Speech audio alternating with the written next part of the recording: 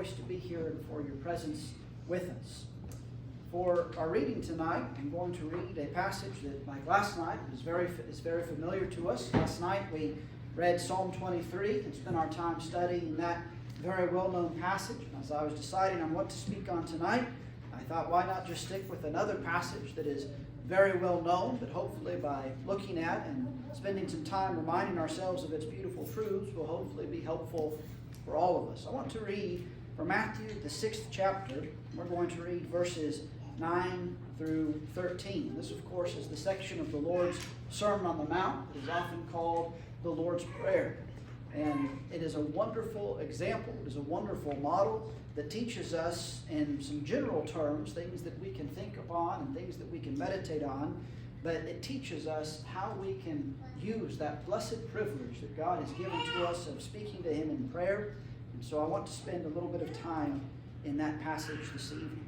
But let's go ahead and just read that prayer as it's recorded in Matthew chapter 6. Beginning in verse 9, Jesus says, "Pray then like this, Our Father in heaven, hallowed be your name. Your kingdom come, your will be done, on earth as it is in heaven.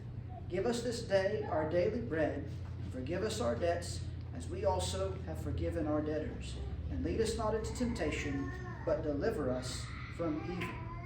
This is a very short prayer. It's a very simple prayer, and yet it is a prayer that I think gives us many, many avenues in which we can spend some time, as I said, thinking and meditating. And really what Jesus does is He lays out for us the types of things that we should be praying for and the way in which we should pray to God. Now, He doesn't give us something to just be memorized and quoted without thought, but He is laying for us a foundation that we can build upon to know the right way to go before our Father in prayer. And so for a little while tonight, I want to spend some time in this wonderful teaching, this wonderful example that Jesus gives us. But before we do, we have a wonderful opportunity, and that is to utilize this very great blessing, this wonderful tool, and that is to go before God together as one of our brothers here leads us in a word of prayer. So at this time, please humble yourselves in some manner while we pray.